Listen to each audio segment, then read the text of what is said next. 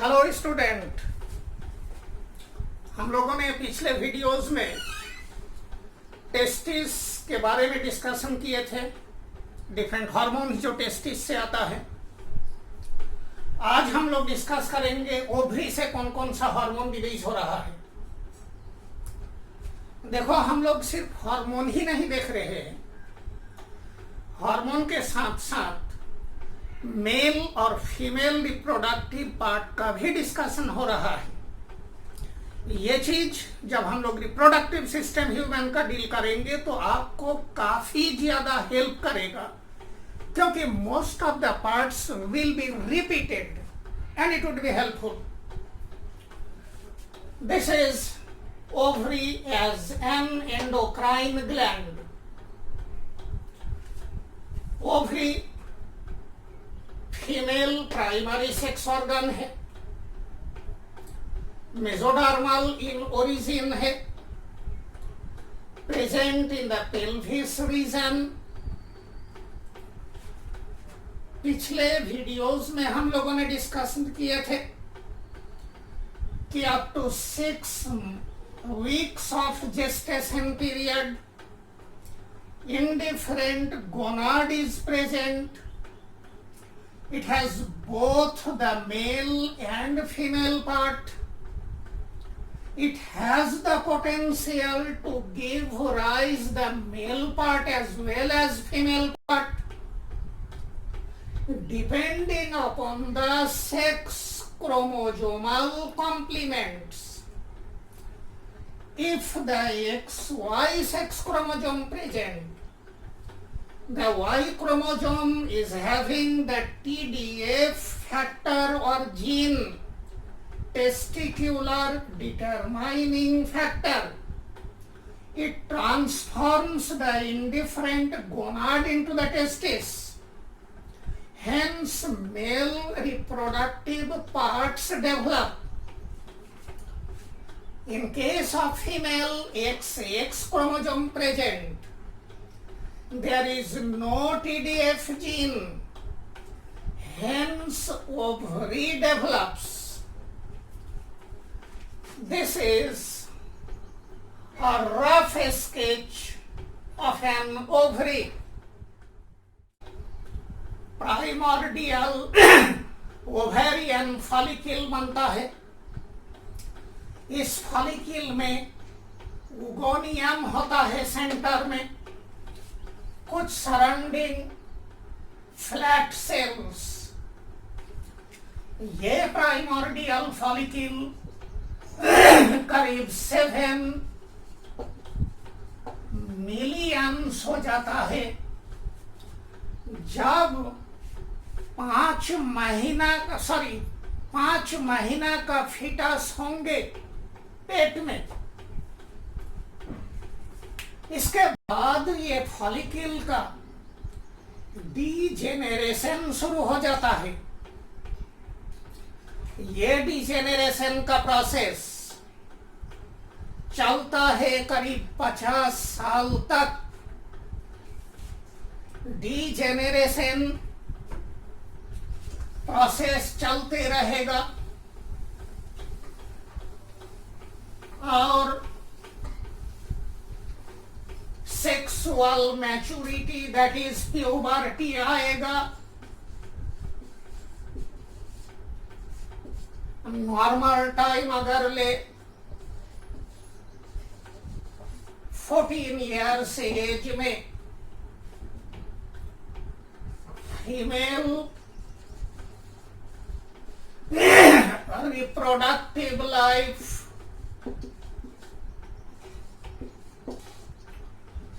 14 year से 50 years तक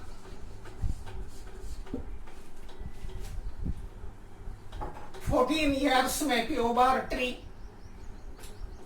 50 years में मेनोपॉज होगा।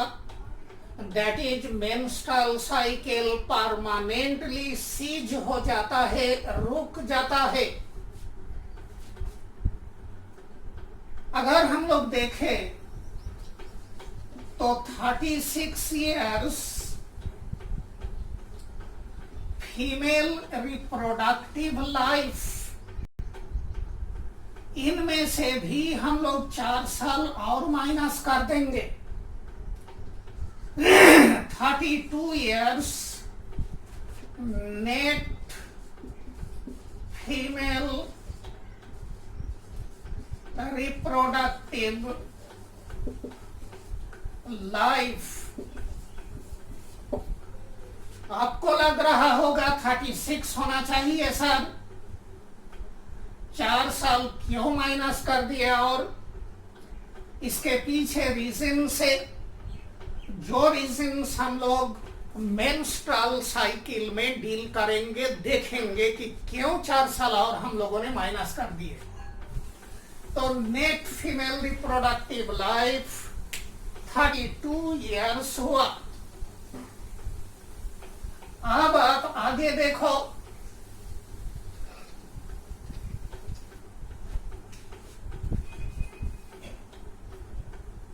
मेंस्ट्रुअल साइकिल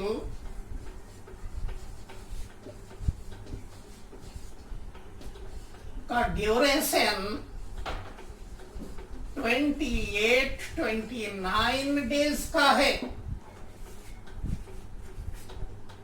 इस साइकिल में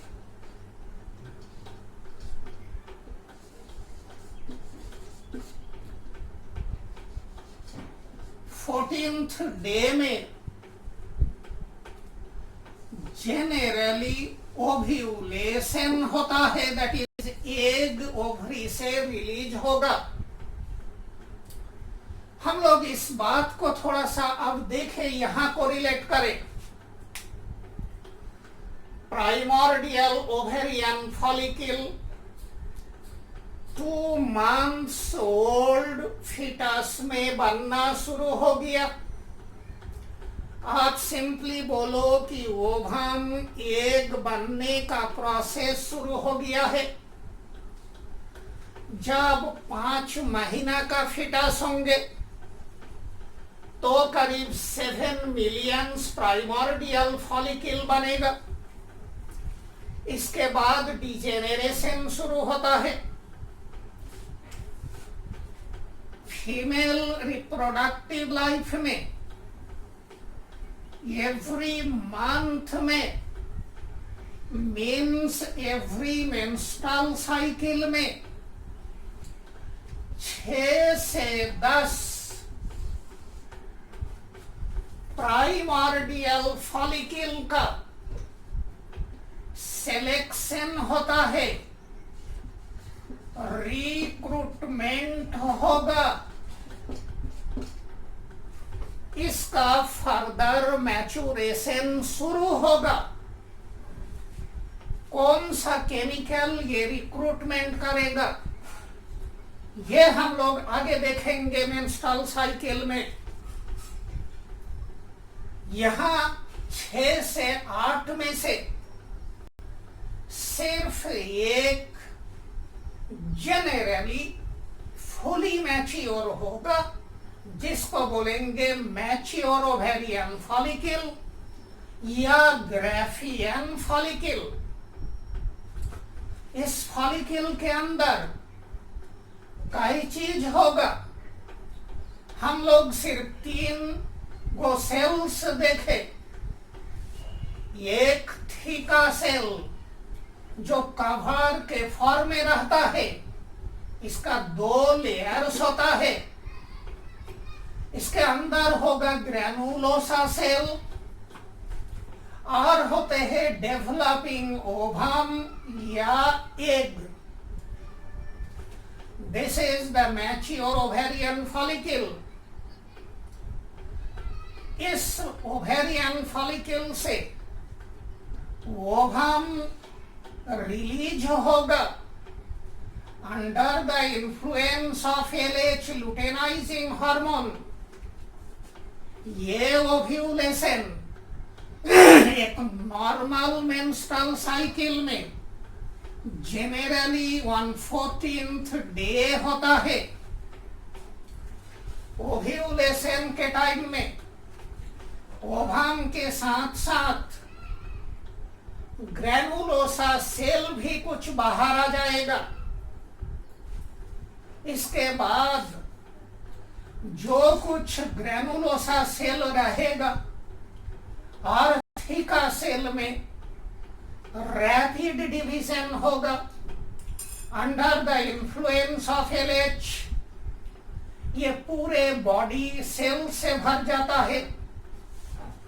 These are the luteal cells and this body is called corpus luteum। ये luteal cell येलोइश होता है क्योंकि इसके अंदर ल्यूटीन पिगमेंट होगा। ये पिगमेंट येलो कलर्ड का कैरोटेनॉइड है। कैरोटेनॉइड के अंदर जैंथोफिल है क्योंकि इसके एंड में IN है। अगर IN जैंथोफिल, अगर ENE तो वो कैरोटीन होता है। IN तो जैंथोफिल। बच्चे प्राइमोर्डियल फॉलिकल हर महीने में 6 से 8 का मैचुरेशन शुरू होगा। हर मेंस्ट्रुअल साइकिल में जनरली एक ओवेरियन फॉलिकल मैच्योर हुआ। ओव्यूलेशन के बाद ये ट्रांसफॉर्म होता है कॉर्पस लुटियम में। इसके अंदर जो सेल है that is the luteal cell, ये येलोइश कलर का होगा। अब हम लोग देखेंगे इस ओवरी से कौन कौन सा हार्मोन सिक्रीट होता है। तो हार्मोन्स secreted by ovary। दो कैटेगरीज का हार्मोन्स, एक स्टेरॉइड हार्मोन्स, एक पेप्टाइड और प्रोटीन हार्मोन्स। स्टेरॉइड हार्मोन्स में एस्ट्रोजन, प्रोजेस्टेरॉन। पेप्टाइड कैटेगरी के अंदर इनहिबिन,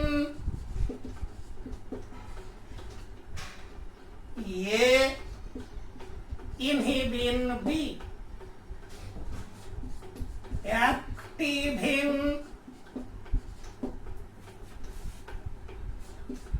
रिलैक्सिन, मुलेरियन, inhibiting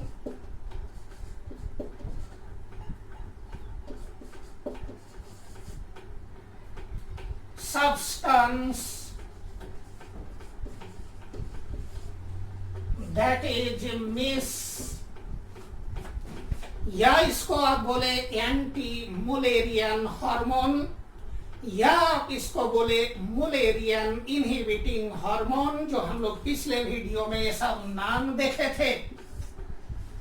ये थोड़ा सा आपके लिए कंफ्यूजिंग हो गया क्योंकि पिछले वीडियो में हम लोगों ने डिस्कस किए हैं कि Mullerian inhibiting substance Mullerian duct को डिजेनेरेट करेगा तो फिर फीमेल सेक्स ऑर्गन का डेवलपमेंट रुक जाएगा। तो आप सोचते होंगे कि ये अगर होगा तो फिर फीमेल रिप्रोडक्टिव पार्ट बनेगा कैसे। इसका रोल है, मैं आपको दिखाऊंगा कि ये क्या रोल प्ले करता है। अब हम लोग देखेंगे कि ये सब जो हार्मोन्स है ये कौन कौन सा ओवेरियन पार्ट से आएगा और इसका क्या रोल होगा। सबसे पहले हम लोग लेंगे एस्ट्रोजेंस।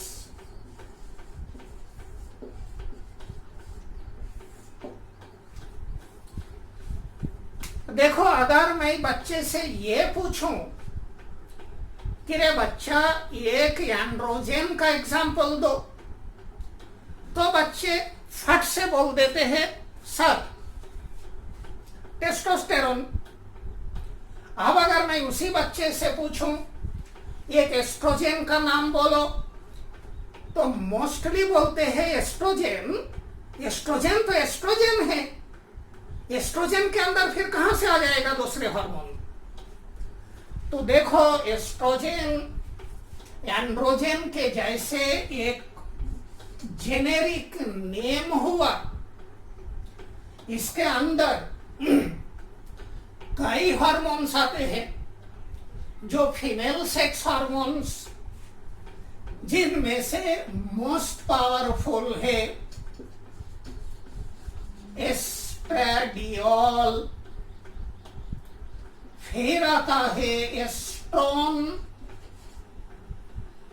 फिर आता है एस्ट्रियोल, फिर आता है एस्टिट्रॉल।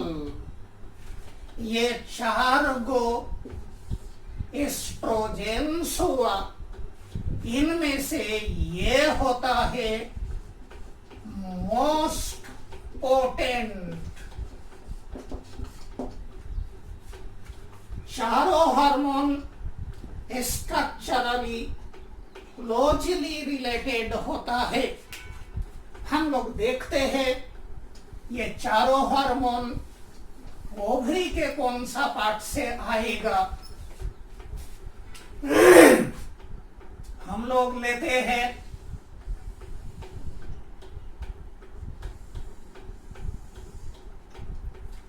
Theta interna cell. दूसरा सेल हम लोग ले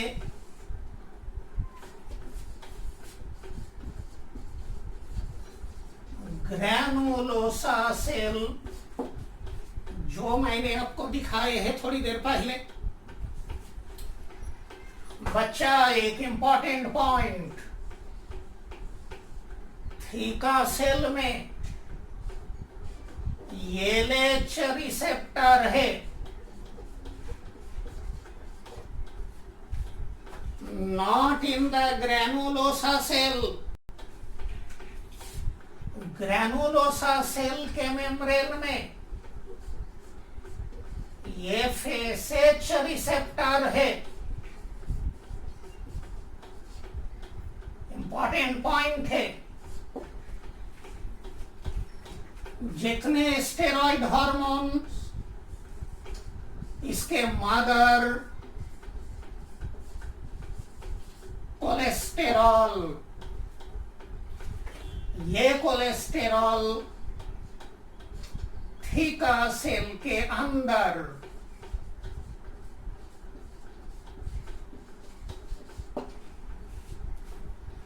इस कोलेस्टेरॉल से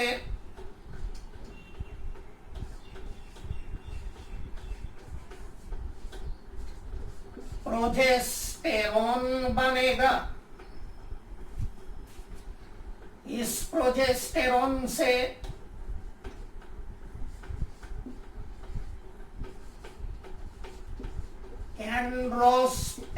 एंड्रोस्टेनेडियोन और टेस्टोस्टेरोन बनेगा।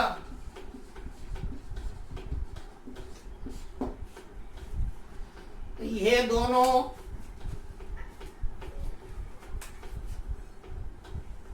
मेल सेक्स हार्मोन, ये हार्मोन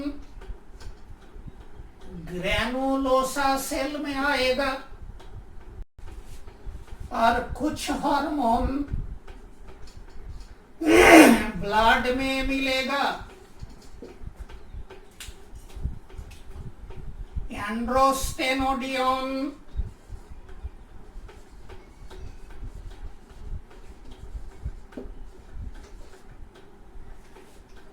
से बनेगा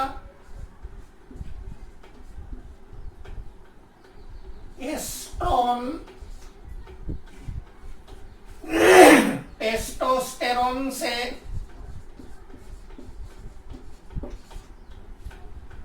बनेगा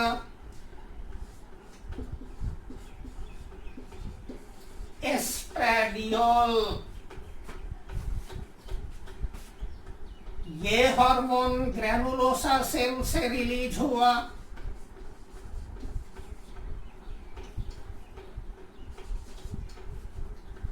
एस्ट्रेडियोल रिलीज हुआ।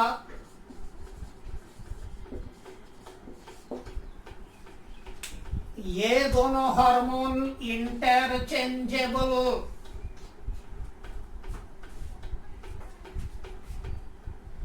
इस एस्ट्रोन से एस्ट्रेडियोल से एस्ट्रियोल बना। ये एस्ट्रोन या एस्ट्रियोल या एस्ट्रेडियोल से एस्टिटोल बनता है। ये इसमें कन्वर्ट होकर के कन्वर्ट हो गया, इससे ये बन सकते हैं, ये फिर इसमें कन्वर्ट हो गया। तो अब आप देख सकते हो 4 तरह का एस्ट्रोजन आपके सामने।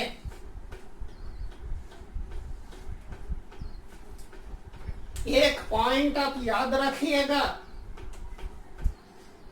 whether it's your male or female sex hormone बने, सबसे पहले प्रोजेस्टेरोन बन रहा है, देन वो कन्वर्ट होगा मेल फीमेल सेक्स हार्मोन में।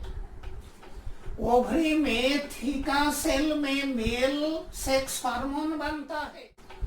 ओवरी के कौन सा भाग में मेल सेक्स हार्मोन बनेगा? आपका आंसर आएगा थीका सेल।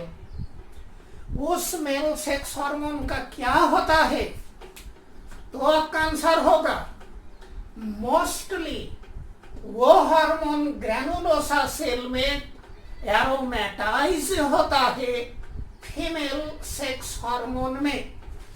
ये जो प्रोसेस है ये करता है एक एंजाइम एरोमेटेज। इस प्रोसेस को बोलते हैं एरोमेटाइजेशन।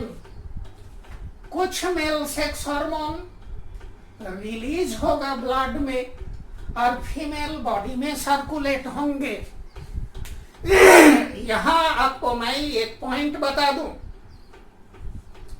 देखो, ये हम लोग आपका रिप्रोडक्टिव हेल्थ में पढ़ेंगे जब हम लोग देखेंगे birth control measures. Birth control pill का एक साइड इफेक्ट होता है और वो साइड इफेक्ट होता है बहुत सारे फीमेल में बॉडी मस्कुलर हो जाना, हेयर फॉलिंग होना, बियर्ड्स मुस्टाच निकल के आ जाना, एग्रेसिव नेचर का हो जाना, ये सब होता है। इसके पीछे रीजन मैं आपको यही बता देता हूं। देखो, बर्थ कंट्रोल पिल में प्रोजेस्टेरोन होगा और ये प्रोजेस्टेरोन कन्वर्ट हो रहा है मेल सेक्स हार्मोन में। तो मेल सेक्स हार्मोन के मात्रा बढ़ेगा फीमेल ब्लड में और ये टेस्टोस्टेरोन का रिडक्शन हो जाएगा डाईहाइड्रोटेस्टोस्टेरोन में, जो बियर्ड्स मुस्टाच कर देता है, हेयर फॉलिंग करा देता है। और ये टेस्टोस्टेरोन फीमेल बॉडी में कर देगा एग्रेसिवनेस, मसल का डेवलपमेंट। याद रखना रे बबुआ सब, पहले बना प्रोजेस्टेरोन। फीमेल जो बर्थ कंट्रोल पील यूज करती है उसमें प्रोजेस्टेरोन है। कभी कभी किसी फीमेल में बर्थ कंट्रोल पील का एक एडवर्स इफेक्ट, दाढ़ी मूछें निकालना, हेयर फॉलिंग होने लगना, बॉडी मस्कुलर हो जाना, एग्रेसिवनेस आ जाना, उसके पीछे रीजन प्रोजेस्टेरोन से मेल सेक्स हार्मोन का बनना ज्यादा मात्रा में। अब मैं आपको थोड़ा सा दिखा देता हूं। ये हार्मोन्स स्ट्रक्चरली क्लोजली रिलेटेड है। थोड़ा सा अगर आप स्ट्रक्चर देख लो, जो कि आपको याद नहीं रखना है, लेकिन इससे आपको समझने में थोड़ा या याद रखने में आसान हो जाए। एस्ट्रोजन, बच्चा देखो, 17 कार्बन का ये स्टेरॉइड न्यूक्लियस 17 कार्बन है इसमें। इसको बोलते हैं पारहाइड्रोसाइक्लोपेंटेनोफेनांथ्रीन। नाम याद रखने की जरूरत आपको नहीं है। इसमें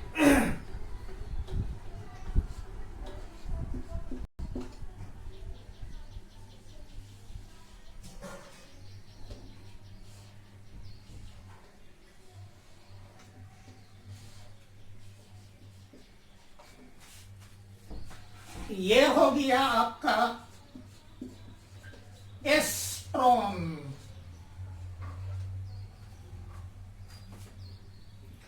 अब इस एस्ट्रोन में मैं थोड़ा सा चेंज करूं।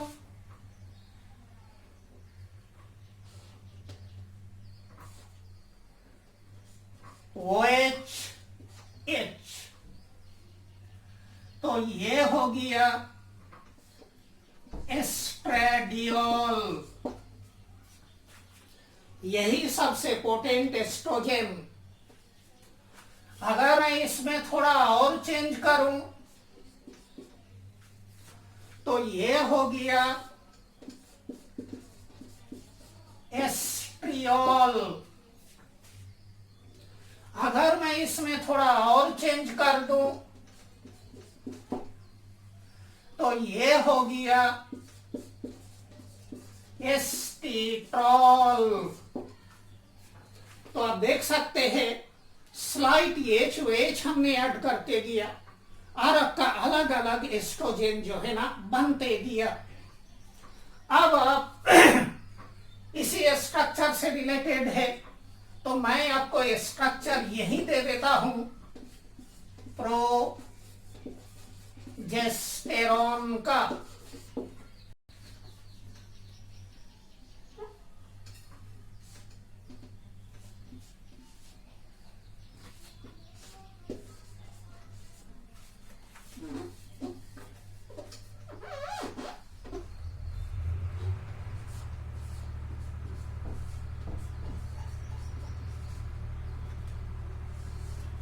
This is progesterone.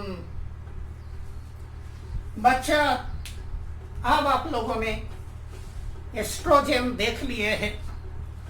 4 तरह का हमने आपको बोले, चारों का स्ट्रक्चर दे दिए हैं। प्रोजेस्टेरोन का भी स्ट्रक्चर दे दिए, क्योंकि एस्ट्रोजन के बाद हम लोग प्रोजेस्टेरोन डील करेंगे। अब हम लोगों का जो अगला स्टेप है वो होगा role of oestrogen.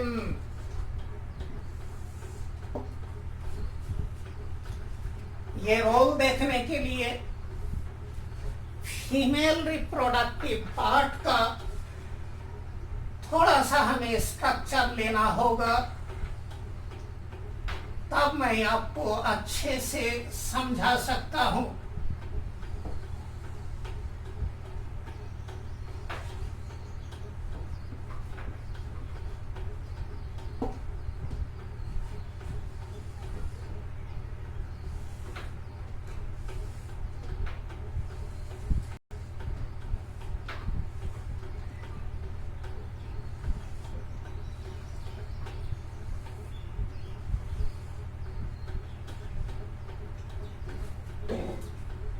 This is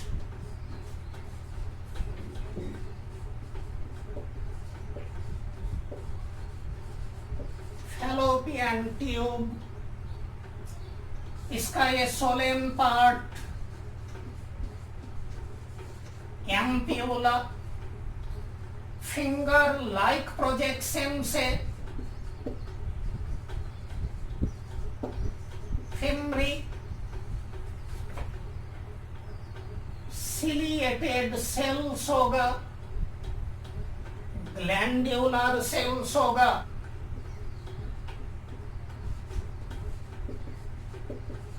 ciliated cell,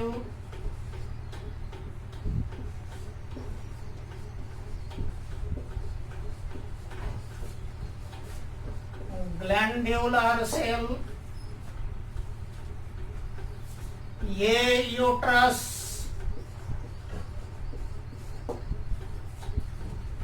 इस यूट्रस के वॉल में 3 गो लेयर है।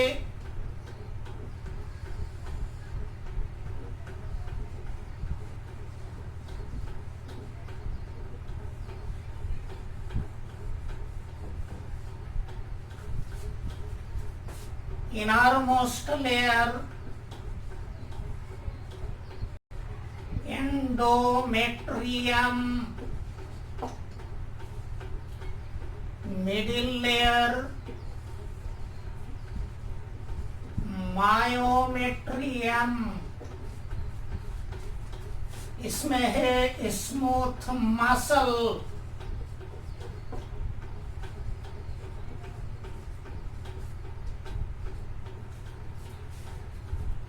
ये आउटर मोस्ट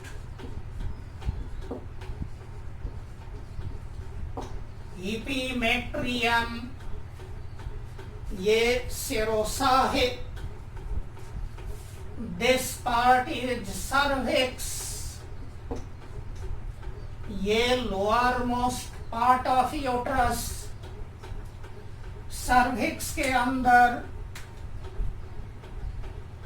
म्यूकस है।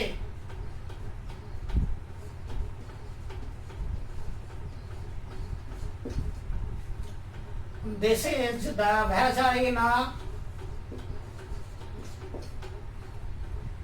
ये vaginal orifice,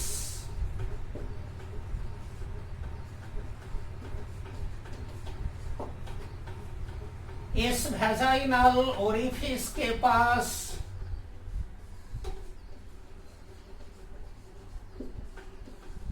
बार्थोलिन्स ग्लैंड है।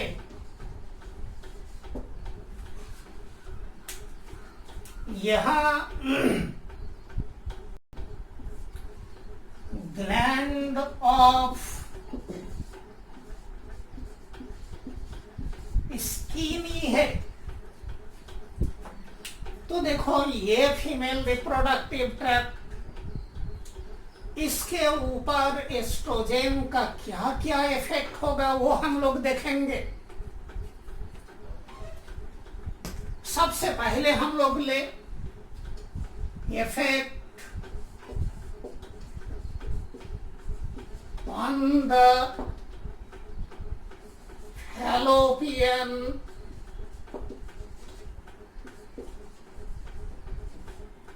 ट्यूब।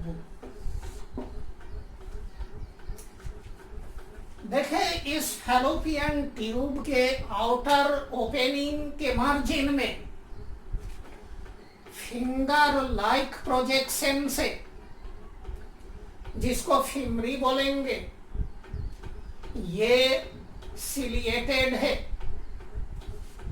ये फिमरी इनएक्टिव फॉर्म में पड़ा हुआ है, फ्लैसिड है। एस्ट्रोजन लेवल जैसे ही इंक्रीज करेगा, ये फिमरी जो फ्लैसिड था वो एक्टिव होगा और इसमें मूवमेंट शुरू होता है। तो ये काम आपने देखा, activation of fimbria and initiates the movement in the fimbria. क्यों ये होता है? तो ये आप माने ओवरी, ओवरी से ओवम रिलीज होगा, इस ओवम को ये कलेक्ट करता है और कलेक्ट करके इस ओवम को लेके आएगा एम्प्यूला के अंदर। This is ovum. और क्या चेंज? सिलिएटेड सेल के नंबर बढ़ेगा, ग्लैंड्यूलर सेल के नंबर बढ़ेगा, सिलिया में मूवमेंट शुरू होगा। तो ये बच्चा हम लोग इतना पॉइंट को अगर लिख ले, activation of fimbria,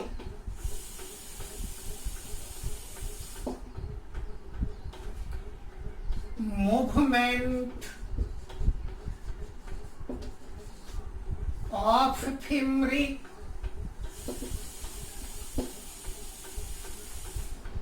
number of ciliated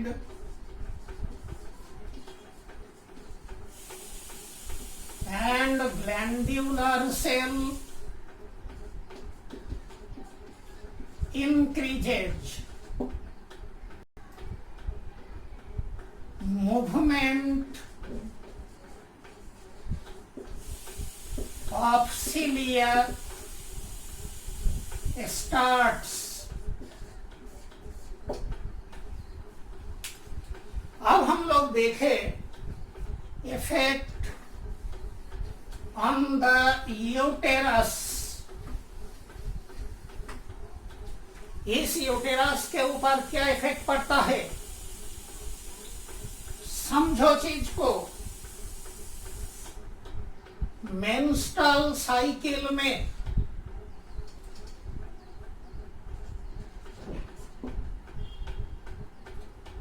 पहले 5 दिन में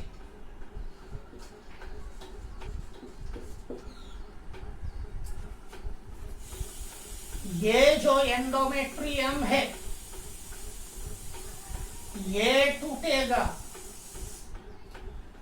डेड टिश्यू और जो ब्लड है ये फ्लो आउट, जिसको बोलते हैं मेंस्ट्रुएशन।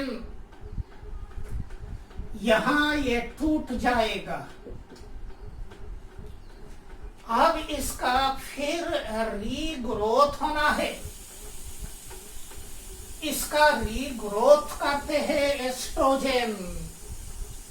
तो एस्ट्रोजन एंडोमेट्रियम का थिकनेस को बढ़ाता है।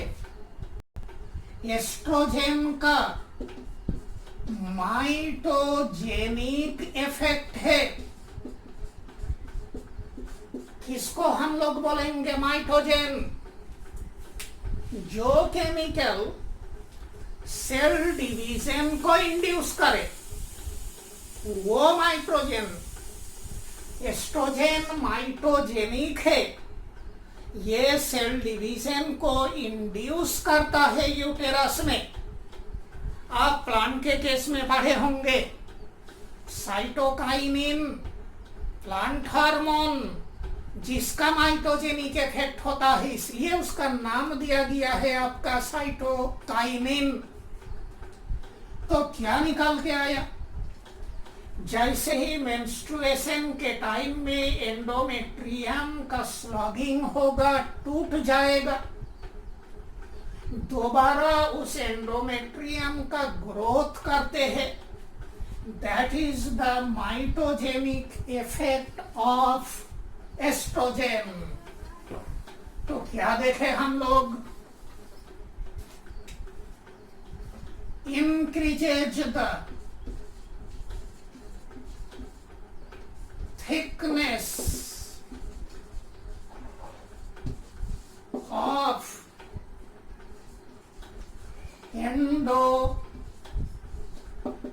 endometrium after menstruation. It has mitogenic effect on the endometrium.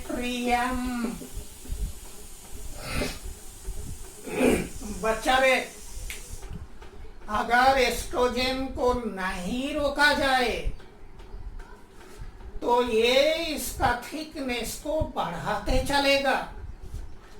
That is known as endometrial hyperplasia.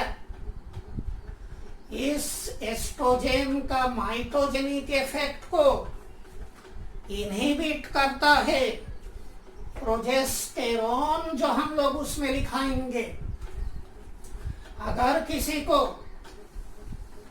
Hyperplasia हो गया है एंडोमेट्रियम में, तो उसको बर्थ कंट्रोल पिल देते हैं इसको कंट्रोल में लाने के लिए.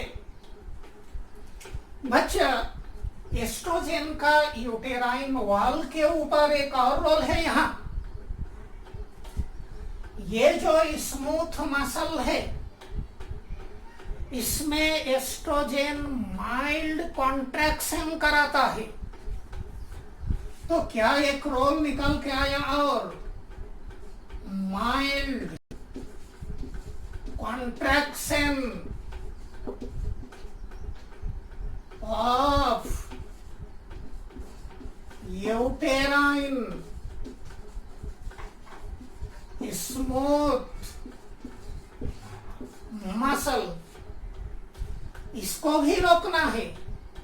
इसको भी रोकते हैं प्रोजेस्टेरॉन. ये एक इंपॉर्टेंट पॉइंट याद रखिएगा. अब हम लोग देखें कि ये सर्विक्स के ऊपर क्या इफेक्ट है. बच्चा, इस सर्विक्स में म्यूकस, ये म्यूकस काफी थिक है. इसको म्यूकस प्लग भी बोला जाता है. ये म्यूकस प्लग रास्ते को बंद रखे हुए है. देखो, स्पर्म यहां रिलीज हुआ, यहां है ओवम, फर्टिलाइजेशन यहां होगा. इस स्पर्म को अंदर आना है, यहां तक दरवाजा बंद है. इस दरवाजा को खोलना होगा. ये खोलने का काम करेगा एस्ट्रोजन. क्या करता है estrogen? Dilutes the cervical mucus, makes the mucus stretchy. कितना स्ट्रेची मैं आपको समझा दूं. एक स्लाइड लो. एक ड्रॉप म्यूकस लो, निडिल से म्यूकस को खींचो. ये 10 से 12 सेंटीमीटर तक स्ट्रेच हो जाएगा. इसको एक टेक्निकल टर्म दिया गया है और वो टेक्निकल टर्म है spin बर्किट. It is the diluted, stretchy mucus of cervix develops under the influence of estrogen.